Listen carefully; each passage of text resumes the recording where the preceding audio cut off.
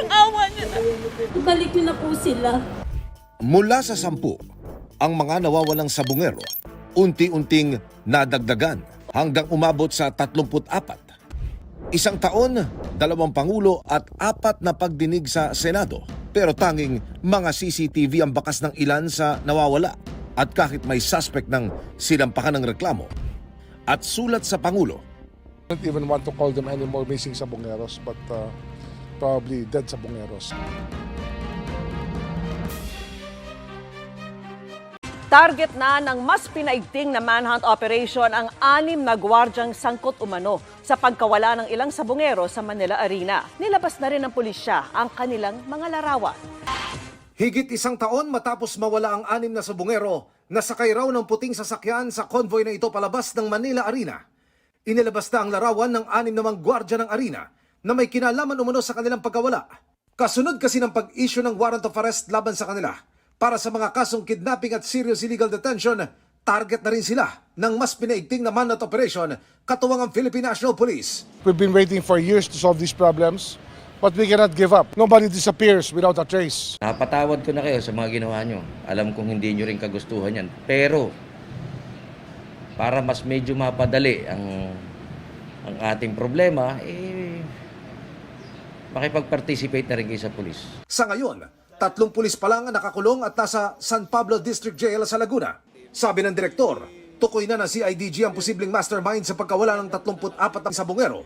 Umaasa rin ang kaanak ng mga missing sabongero sa umunoy naging statement sa nagdaang Senate inquiry ni Charlie Atong Ang, may-ari ng mga sabungan na makikipagtulungan sa investigasyon. Idinetalye na nga ni alias Totoy ang papel ni Atong Ang at Gretchen Barreto sa kaso ng mga missing sabongero.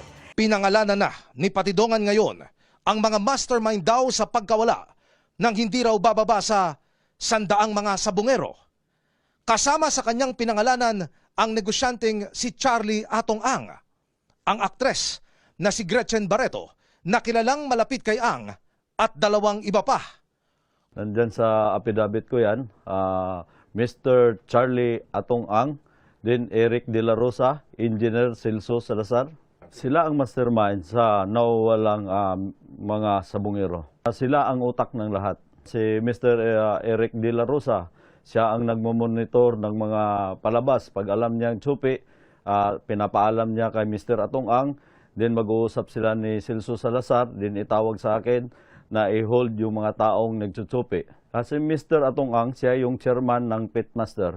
Siya ang pinaka-mastermind at siya ang nag-uutos na talagang iligpit yung mga yan. May mga taong membro ng PNP na inuutosan para kumuha doon sa binyo. Artista na yan, walang iba kundi si Miss Gretchen Barreto. 100%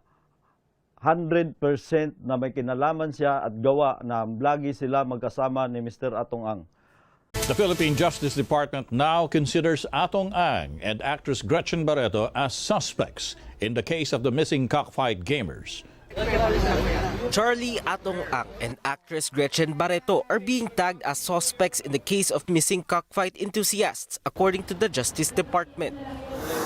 Mapapasama sila kasi nga pinangalanan sila, then we will have to include them as suspects.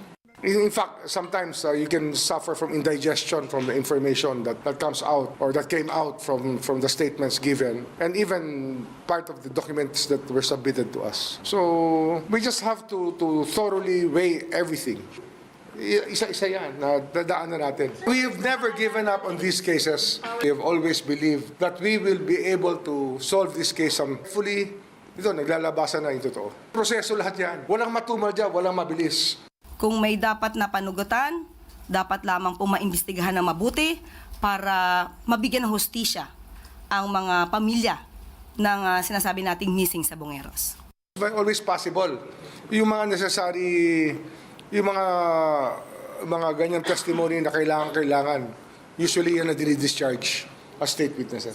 Meanwhile, the National Police Commission says it now has leads on police officers allegedly involved in the case of the missing cockfight enthusiast. We have leads. Hindi ko masasabi yung mga pangalan, lugar, pero sabihin na lang natin na we have a list of people who may have been involved in the incidents of the Los Sabongeros. Sinisilip namin isa-isa ngayon. Siguro if they're also listening and if they know they're involved, maybe it's time for you to do your affidavits already because we are very much looking into this scenario at hindi namin bibitawan ito and we will get to the bottom of it. They'll carry out ng executions. Ito ang diretsahang sagot ni Justice Secretary Jesus Crispin Remulla nang tanungin kung ano ang naging papel ng mga pulis na isinasangkot sa kaso ng mga nawawalang sabongero. Tsaka may restriction na nga sa 15 tao ng PNP na involved dito sa Missing Sabongero case. Maging si alias Totoy na itinuturing na whistleblower sa kaso ay nasa kustodiya na rin ng pulisya at mismong si PNP Chief Nicolas Torre III ang sumisiguro sa kanyang kaligtasan. Nandiyan ang WPP nakaalalay lang, but so far the security is under General Torre. Binanggit din ng kalihim na may mga testigo na sila na maaring makapagturo kung saan saang bahagi ng Taal Lake sa Batangas itinapon ang mga nawawalang sabongero. May mga lead kami. At may mga testigo kami nag-testify na kung saan maaring hinulog itong mga tao na nawala. So malakas po possibility sir na may bangkay na nakita sa tali? Malamang mga labi na lang. Mga labi. Hindi natin alam kung anong kondisyon nila. Pero in 3 years, lahat yan nag-aano sa tubig yan. Nalulusaw. I just signed a letter for the Japanese government asking for assistance para magkaroon tayo ng seabed, lake bed mapping at iba pa mga capabilities ng technology na kailangan natin para dapat dito kasi scientific ang approach. Hindi pwedeng chamba-chamba to. Scientific ang approach dito. Action din yun na kahapon po lumutang yung mga pangalan. Actually, alam na po namin yun dati pa. Kaya po, parang hindi na rin po kami nabigla. Nakadismaya po. Kaso nga po, talaga pong medyo mabigat ang natin, kalaban. Kaya sana naman po matulungan kami. Hindi namin titigilan to. Talagang kailangan ng hustisya. Alam mo, ang kaluluwa natin bilang mga Pilipino nakataya rito. Dapat dito hindi tayo pumapayag na pera-pera lang ang naging Panginoon ng Pilipino. Hindi dapat ganoon. President Bongbong Marcos will not favor anyone, no matter how powerful the accused is, in ensuring justice in the case of the missing Sabongeros. In a briefing on Thursday, July 3, Presidential Communications Office Undersecretary Claire Castro says that no one, regardless of their status in life, will be spared from the investigation. Sino man, anumang katayuan sa buhay, kung sila man ay personalidad na kinikilala, wala pong sisinuhin ang Pangulo at ang administrasyon. Kung may dapat na panugutan, dapat lamang pong maimbestigahan ng mabuti para mabigyan ng hustisya ang mga pamilya ng sinasabi nating missing Sabongeros.